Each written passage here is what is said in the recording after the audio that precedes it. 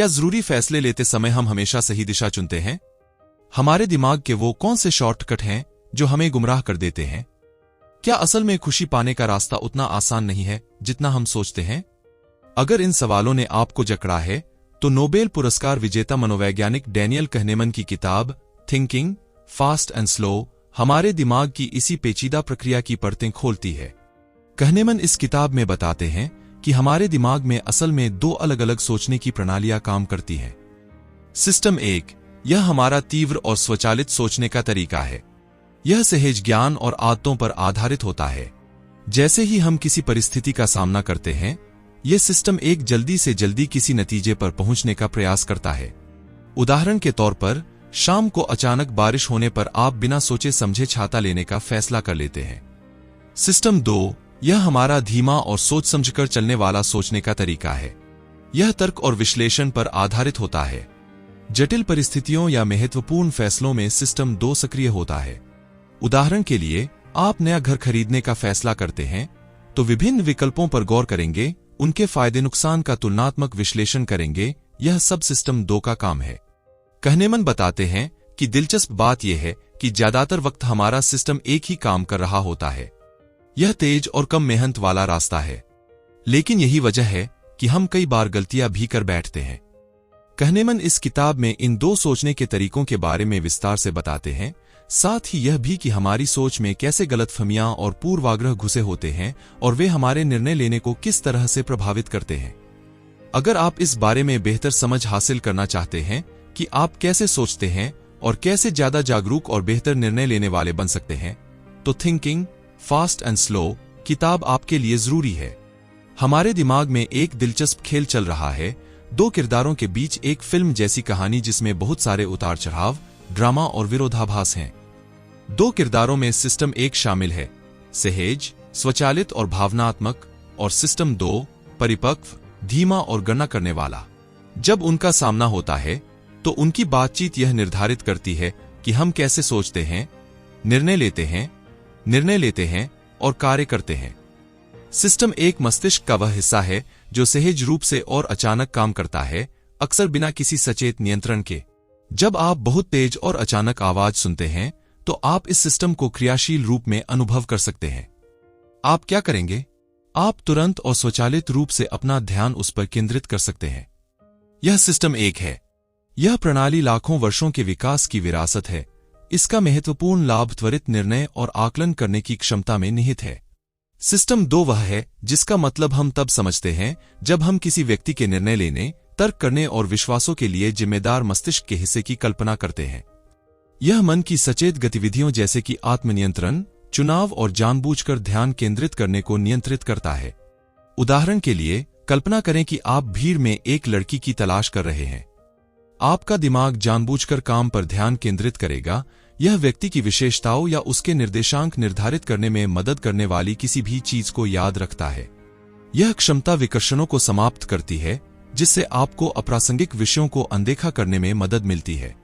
यदि आप इस जानबूझकर ध्यान केंद्रित करते हैं तो आप उसे कुछ ही मिनटों में पहचान सकते हैं, जबकि यदि आप विचलित हैं तो आपको उसे खोजने में मुश्किल होगी। जैसा कि आप अगले भाग में देखेंगे, इन 2 प्रणालियों के बीच का संबंध यह निर्धारित करता है कि हम कैसे व्यवहार करते हैं। 2 सिस्टम आलसी है। जड़ता गलतियों को जन्म दे सकती है और बुद्धिमत्ता को प्रभावित कर सकती है। यह देखने के लिए कि दोनों प्रणालियां कैसे काम करती हैं, निम्नलिखित प्रसिद्ध स्टिक एंड बॉल समस्या को हल करने का प्रयास करें। एक बल्ले और गेंद की कीमत $1.10 है। बल्ला गेंद से $1 महंगा है, तो गेंद की कीमत कितनी है? जो कीमत दिमाग में आती है, $0.10, वह एक भावनात्मक और स्वचालित प्रणाली का परिणाम है और यह काम कर रहा है। कुछ सेकंड लें और इस समस्या को हल करने का प्रयास करें। क्या आपको अपनी गलती दिख रही है? सही उत्तर $0.05 है। अभी जो हुआ वह यह है कि आपका आवेगशील सिस्टम एक नियंत्रण ले लेता है और अपने आप ही आपकी आंतरिक भावनाओं पर भरोसा करके प्रतिक्रिया करता है, लेकिन यह बहुत तेजी से प्रतिक्रिया करता है। आम तौर पर जब कोई अस्पष्ट स्थिति सामने आती है तो सिस्टम 1 समस्या को हल करने के लिए सिस्टम 2 को बुलाता है, लेकिन बल्ले और गेंद की समस्या में सिस्टम 1 को धोखा दिया गया। यह समस्या को बहुत सरल मानता है और गलती से यह मान लेता है कि इसे हल किया जा सकता है, स्टिक एंड बॉल समस्या हमारी आलसी मानसिक श्रम की प्रवृत्ति को उजागर करती है। जब मस्तिष्क सक्रिय होता है तो हम आमतौर पर केवल न्यूनतम मात्रा में ऊर्जा का उपयोग करते हैं जो उस कार्य के लिए पर्याप्त होती है। इसे न्यूनतम प्रयास के नियम के रूप में भी जाना जाता है। चूंकि सिस्टम 2 के साथ उत्तरों की समीक्षा करने में अधिक ऊर्जा खर्च होती है, इसलिए जब मन को लगता है कि सिस्टम 1 का उपयोग करना ही पर्याप्त है तो वह ऐसा नहीं करेगा। आलस्य हानिकारक है क्योंकि सिस्टम 2 का अभ्यास मानव बुद्धि का एक महत्वपूर्ण हिस्सा है। शोध से पता चलता है कि सिस्टम 2 कार्य करने के लिए ध्यान और आत्मनियंत्रण की आवश्यकता होती है, जो हमें अधिक बुद्धिमान बनाता है। स्टिक एंड बॉल समस्या इसे दर्शाती है क्योंकि हमारा दिमाग सिस्टम 2 का उपयोग करके हमारे उत्तरों की दोबारा जांच कर सकता था और इस तरह आम त्रुटि से बच सकता था। यदि हम सिस्टम 2 का उपयोग करने में आलसी और सुस्त हैं, तो हमारा दिमाग अपनी बुद्धिमान शक्ति को सीमित कर देगा। 3. ऑटोपायलट। हम हमेशा सचेत रूप से अपने विचारों और कार्यों को नियंत्रित क्यों नहीं करते हैं? जब आप सोंडोस्कोपी अक्षर देखते हैं तो आपके दिमाग में क्या आता है? शायद कुछ भी नहीं। लेकिन अगर आप पहले ईट शब्द देखते हैं तो क्या होगा? अब जब आप सोंडोस्कोपी शब्द को फिर से देखते हैं तो आपको इसे सूप के उसी तरह आपका शरीर भी प्रभावित हो सकता है। इस घटना का एक प्रमुख उदाहरण एक अध्ययन में पाया जा सकता है जिसमें प्रतिभागियों को बुढ़ापे से जुड़े शब्दों जैसे फ्लोरिडा और झुर्रिया से आकर्षित किया गया था, जिनकी प्रतिक्रियाएं सामान्य से धीमी हो गईं। आश्चर्य की बात यह है कि हम इस बात से पूरी तरह अनभिज्ञ हैं कि हमारे विचार और कार्यकलाप चारा छोड़े जाने से प्रभावित होते हैं। इसलिए प्रलोभन से पता चलता है कि आम धारणा के विपरीत हम हमेशा सचेत रूप से अपने कार्यों, निर्णयों और विकल्पों को नियंत्रित नहीं कर सकते। इसके बजाय हम हमेशा कुछ सामाजिक और सांस्कृतिक परिस्थितियों से निर्देशित होते हैं। उदाहरण के लिए कैथलीन वोहस द्वारा किए गए शोध से यह साबित होता है कि सिर्फ पैसे के बारे में सोचने से लोग ज्यादा व्यक्तिगत रूप से जीते हैं। जो लोग पैसे की अवधारणा के शिकार होते हैं, उदाहरण के लिए पैसे की तस्वीरें देखकर, वे स्वतंत्र रूप से कार्य करते हैं और दूसरों से जुड़ने, उन पर निर्भर रहने या उनसे अनुरोध स्वीकार करने के लिए कम इच्छुक होते हैं। वोहस के शोध से एक निहितार्थ यह है कि मौद्रिक उत्तेजनाओं से भरे समाज में रहने से लोग ज्यादा स्वार्थी हो सकते हैं। अन्य सामाजिक कारकों की तरह प्रलोभन व्यक्ति के विचारों और उसके परिणाम स्वरूप उसके विकल्पों, निर्णयों और व्यवहारों को प्रभावित कर सकता है और वे संस्कृति में प्रतिबिंबित होते हैं तथा उस सामाजिक पैटर्न को प्रभावित करते हैं जिसमें हम रहते हैं। 4. त्वरित निर्णय। मन कितनी शीघ्रता से निर्णय लेता है, तब भी जब उसके पास तर्कसंगत निर्णय लेने के लिए पर्याप्त जानकारी नहीं होती। कल्पना कीजिए कि आप किसी पार्टी में बेन नाम के किसी व्यक्ति से मिलते हैं और पाते हैं कि वह बहुत मिलनसार है। फिर जब कोई आपसे पूछता है कि क्या आप किसी ऐसे व्यक्ति को जानते हैं जो दान करना चाहता है, आप बेन के बारे में सोचते हैं, हालांकि आप उसके बारे में सिर्फ इतना जानते हैं कि वह कितना मिलनसार है। दूसरे शब्दों में, आपको बेन के व्यक्तित्व का एक हिस्सा पसंद है और इसलिए आपको लगता है कि आपको उसके बारे में बाकी सब कुछ पसंद है। हम अक्सर किसी व्यक्ति से प्यार या नफरत करते हैं, भले ही हम उसके बारे में बहुत कम जानते हों। बिना पर्याप्त जानकारी के चीजों को सरल बनाने की मन की प्रवृत्ति अक्सर निर्णय संबंधी त्रुटियों की ओर ले जाती है। इस घटना को अतिरंजित भावनात्मक स्थिरता कहा जाता है, जिसे हेलो प्रभाव के रूप में भी जाना जाता है। बेन की निकटता के बारे में एक सकारात्मक भावना आपको बेन पर एक आभा डालने का कारण बनती है, तब भी जब आप यह नहीं समझते कि वह क्या है। लेकिन यह एकमात्र तरीका नहीं है जिससे हमारा दिमाग निर्णय लेते समय शॉर्टकट अपनाता है।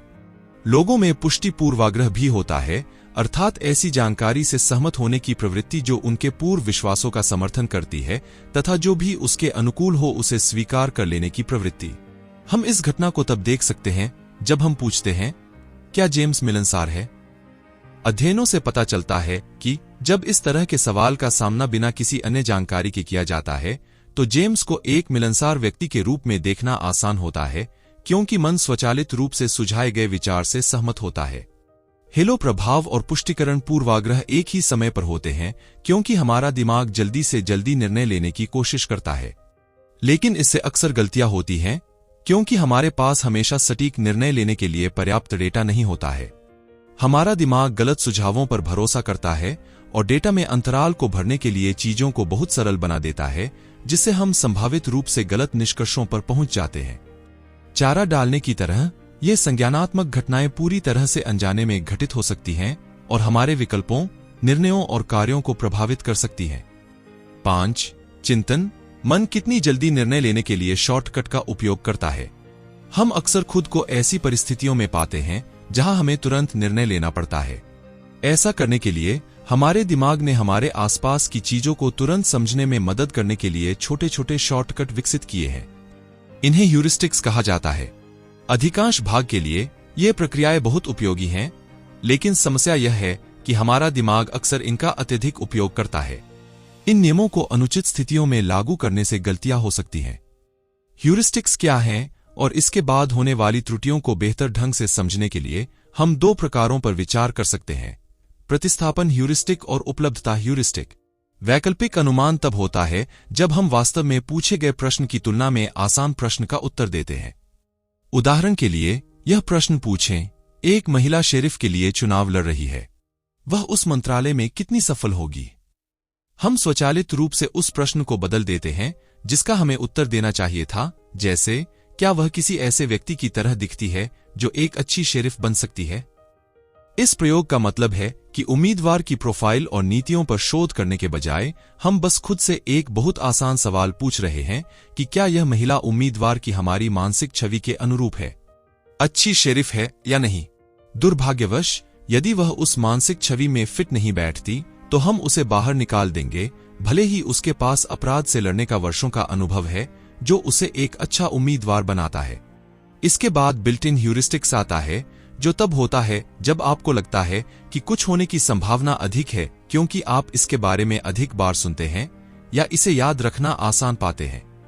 उदाहरण के लिए, स्ट्रोक से यातायात दुर्घटनाओं की तुलना में अधिक मौतें होती हैं, लेकिन एक अध्ययन में पाया गया कि 80% उत्तरदाताओं का मानना था कि यातायात दुर्घटनाओं से अधिक लोग मरते हैं।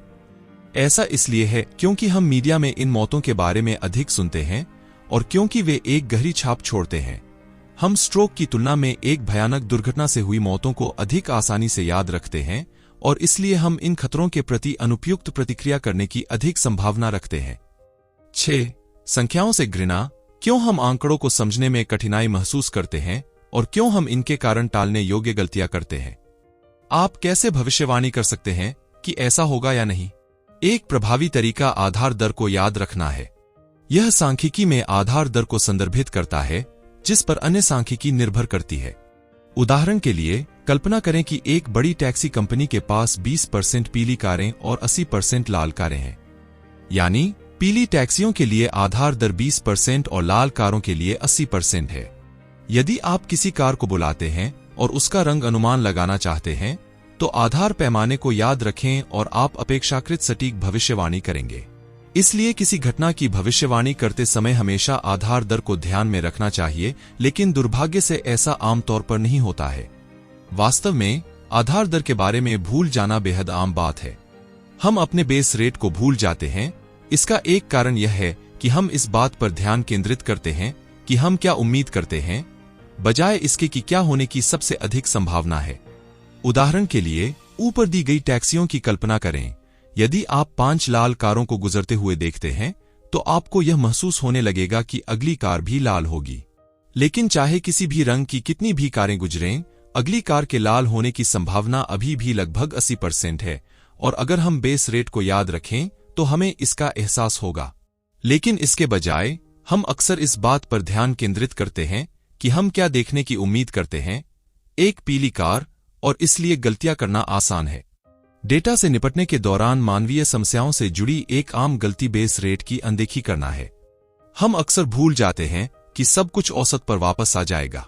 इसका मतलब है कि यह स्वीकार करना कि सभी स्थितियों का एक माध्य होता है और माध्य से उतार चढ़ाव अंतः संतुलन में वापस आ जाएगा। उदाहरण के लिए, अगर एक फुटबॉल स्ट्राइकर जो औसतन हर महीने 5 गोल करता है, सितंबर में 10 गोल करता है, तो उसका मैं सामान्य रूप से कैसा महसूस कर रहा हूं? अनुभव करने वाला स्वयं जो कुछ हुआ उसका अधिक सटीक वर्णन है, क्योंकि उस क्षण हम कैसा महसूस करते हैं यह सबसे सटीक है। लेकिन फ्लैशबैक ऑन्टोलॉजी उतनी सटीक नहीं है, क्योंकि यह घटना के समाप्त होने के बाद केवल कुछ प्रमुख यादों को ही रिकॉर्ड करती है। स्मृति के अनुभव पर हावी होने के 2 कारण हैं। पहला कारण अवधि उपेक्षा कहलाता है, जहां हम किसी घटना के पूरे क्रम को भूलकर उसका एक छोटा सा हिस्सा याद रख पाते हैं। ऐसा पीक एंड नियम के कारण होता है, जहां हम अक्सर किसी घटना के अंत में क्या होता है इस पर ज्यादा जोर देते हैं। दृश्यावलोकन के लिए एक प्रयोग पर विचार करें जिसमें लोगों की दर्दनाक कोलोनोस्कोपी की यादें दर्ज की गईं। एंडोस्कोपी से पहले लोगों को 2 समूहों में विभाजित किया गया था। एक समूह में बहुत लंबी कोलोनोस्कोपी की गई थी, जबकि दूसरे समूह में तेज एंडोस्कोपी की गई थी, लेकिन अंत में दर्द धीरे धीरे बढ़ता गया। आपको लगता होगा कि सबसे ज्यादा असहज मरीज वे थे जिनकी कोलोनोस्कोपी ज्यादा समय तक चली, क्योंकि उन्हें दर्द को ज्यादा समय तक सहना पड़ा। उस समय उन्हें बिल्कुल ऐसा ही महसूस हुआ। एंडोस्कोपी के दौरान जब दर्द के बारे में पूछा जाता है तो अनुभव वाला स्वयं सही उत्तर देगा। जिसे कोलोनोस्कोपी ज्यादा समय तक करानी होगी उसे ज्यादा बुरा महसूस होगा। हालांकि अंत में जब फ्लैशबैक वाला स्वयं हावी हो गया तो जिन लोगों ने ज्यादा दर्दनाक अंत के साथ जल्दी कोलोनोस्कोपी करवाई थी उन्हें सबसे बुरा लगा। यह सर्वेक्षण समय और चोटियों और गर्तों के नियम की अनदेखी करने और हमारी गलत यादों के प्रभावों का एक स्पष्ट उदाहरण प्रदान करता है।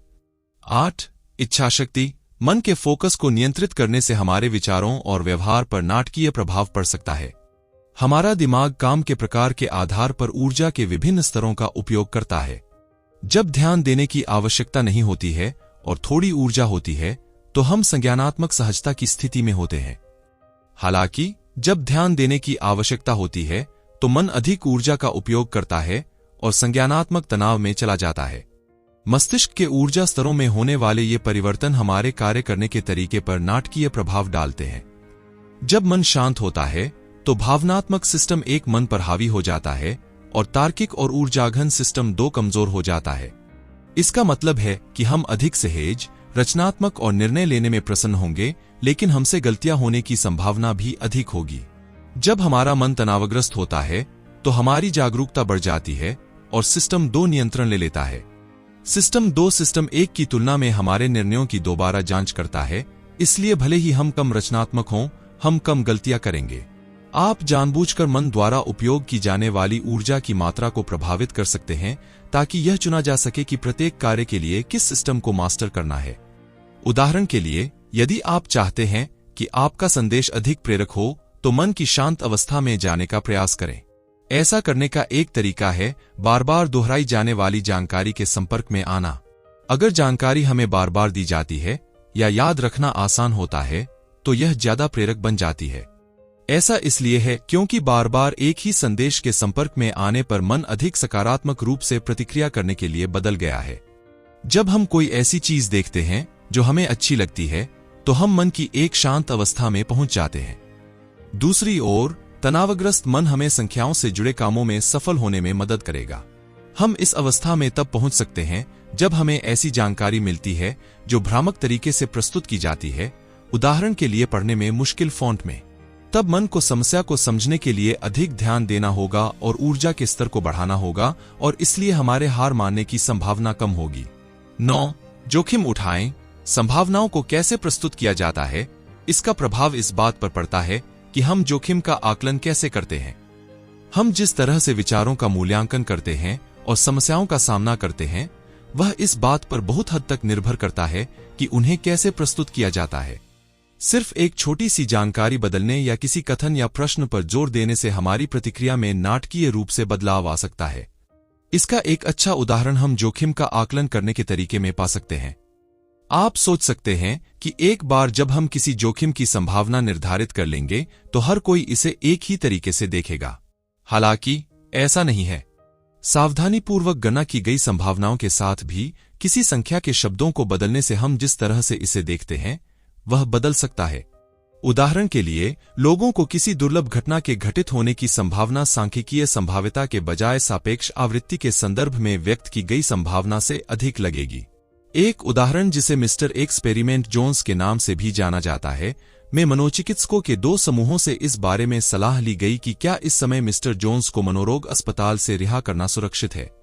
एक समूह को बताया गया कि मिस्टर जोन्स जैसे रोगियों में दूसरों पर हमला करने की 10% संभावना होती है और दूसरे समूह को बताया गया कि मिस्टर जोन्स जैसे 100 रोगियों में से 10 के हिंसा करने की संभावना होती है। परिणामस्वरूप समूह 2 में समूह 1 की तुलना में लोगों को रिहा करने से इनकार करने वाले लोगों की संख्या दोगुनी थी। हमारा ध्यान सांख्यिकीय रूप से प्रासंगिक जानकारी से भी भटक जाता है, जिसे हर उपेक्षा के रूप में जाना जाता है। ऐसा तब होता है जब हम स्पष्ट मानसिक छवियों के पक्ष में स्पष्ट आंकड़ों को अनदेखा करते हैं जो हमारे निर्णयों को प्रभावित कर सकते हैं। उदाहरण के लिए निम्नलिखित 2 वाक्य, यह दवा बच्चों को बीमारी 1 से बचाएगी, लेकिन इसमें 0.001% स्थायी विकृति है, और इस दवा को लेने वाले 1 लाख बच्चों में से 1 स्थायी रूप से विकृत हो जाएगा। हालांकि दोनों वाक्यों का अर्थ एक ही है, लेकिन बाद वाला वाक्य एक विकृत बच्चे की छवि को दर्शाता है और इसका प्रभाव अधिक होता है, और यही कारण है कि यह हमें इस दवा को लेने से हिचकिचाता है। 10. रोबोट नहीं, मनुष्य तर्क के आधार पर निर्णय क्यों नहीं लेते? व्यक्ति चुनाव कैसे करते हैं? प्रभावशाली अर्थशास्त्रियों के एक समूह ने लंबे समय से तर्क दिया है कि लोग तर्कसंगत तर्क के आधार पर निर्णय लेते हैं। उनका तर्क है कि हर कोई उपयोगिता सिद्धांत के अनुसार चुनाव करता है, और जोर देते हुए कहते हैं कि जब व्यक्ति निर्णय लेते हैं तो वे केवल तर्कसंगत डेटा को देखते हैं और सबसे बड़ी कुल उपयोगिता वाले विकल्प को चुनते हैं। उदाहरण के लिए, उपयोगिता सिद्धांत निम्नलिखित वाक्य बनाएगा: यदि आप कीवी की अपेक्षा संतरे पसंद करते हैं तो आप कीवी मिलने की 10% संभावना की अपेक्षा संतरे मिलने की 10% संभावना को चुनेंगे। जाहिर है ना? इस क्षेत्र में अर्थशास्त्रियों का सबसे प्रभावशाली समूह शिकागो स्कूल ऑफ इकोनॉमिक्स में केंद्रित है और उनके सबसे प्रसिद्ध विद्वान मिल्टन फ्रीडमैन हैं। उपयोगिता सिद्धांत का उपयोग करते हुए शिकागो स्कूल ने माना कि बाजार में व्यक्ति सुपरतर्कसंगत निर्णय निर्माता थे, जिसे अर्थशास्त्री रिचर्ड थैलर और वकील कैस सनस्टीन ने बाद में इकोन्स कहा। व्यापारी के साथ प्रत्येक व्यक्ति बिल्कुल वैसा ही व्यवहार करता है, अपनी तर्कसंगत आवश्यकताओं के आधार पर वस्तुओं और सेवाओं का मूल्यांकन करता है। इसके अलावा आर्थिक लोग भी अपनी संपत्तियों का तर्कसंगत रूप से मूल्यांकन करते हैं, केवल इससे मिलने वाले लाभ में रुचि रखते हैं। तो कल्पना कीजिए कि 2 लोगों, जॉन और जेनी, दोनों की कुल संपत्ति $5 मिलियन है। उपयोगिता सिद्धांत के अनुसार चूंकि उनके पास समान राशि है, इसलिए वे समान रूप से खुश होंगे। लेकिन अगर हम मामले को थोड़ा और जटिल बना दें तो क्या होगा? मान लीजिए कि $5 मिलियन की किस्मत एक दिन के जुए का नतीजा है और दोनों की शुरुआत अलग अलग है।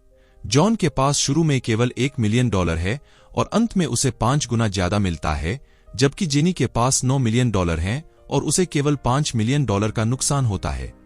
क्या आपको अब भी लगता है कि जॉन और जेनी $5 मिलियन पाकर समान रूप से खुश हैं? जाहिर है, हम चीजों को महज उपयोगिता से ज्यादा आंकते हैं। जैसा कि हम अगले अनुभाग में देखेंगे, क्योंकि लोग उपयोगिता को उतने तर्कसंगत रूप से नहीं देखते हैं जितना उपयोगिता सिद्धांत दावा करता है, हम अजीब और तर्कहीन निर्णय ले सकते हैं।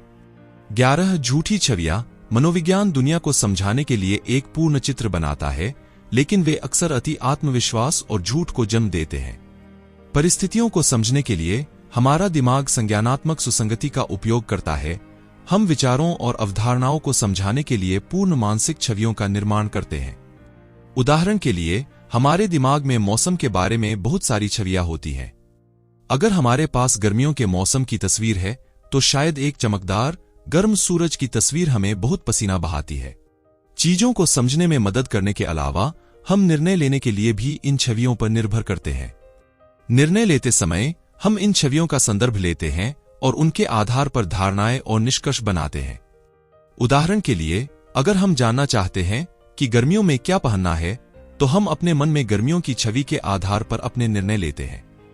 समस्या यह है कि हम इन छवियों पर बहुत अधिक भरोसा करते हैं। भले ही सांख्यिकी और उपलब्ध डेटा इन मानसिक चित्रों को गलत साबित कर दें, फिर भी हम उन्हें अपना मार्गदर्शक मानेंगे। मौसम विज्ञानी को लग सकता है कि आज ठंड होगी, लेकिन आप अभी भी शॉर्ट्स और टी-शर्ट में हैं, जैसा कि आपकी मनमोहक गर्मियों की तस्वीर आपको बताती है।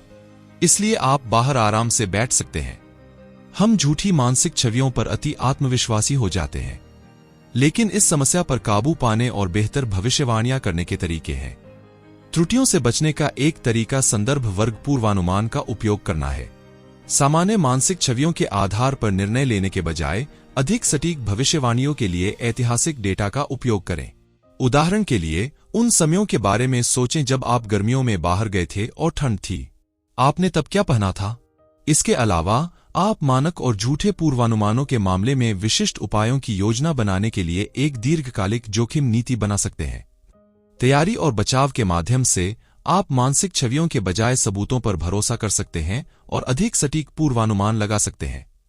हमारे मौसम के मामले में इसका मतलब है कि सुनिश्चित करने के लिए स्वेटर लाना। मुख्य संदेश: तेज और धीमी गति से सोचना हमें दिखाता है कि हमारा दिमाग दो प्रणालियों से बना है। सिस्टम एक सहज रूप से काम करता है और इसके लिए बहुत कम प्रयास की आवश्यकता होती है।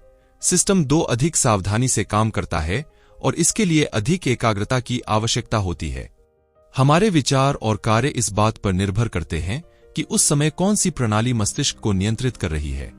दोस्तों, आपको ये बुक कैसी लगी और आप कौन सी बुक सुनना चाहेंगे, हमें कमेंट में जरूर बताएं। धन्यवाद।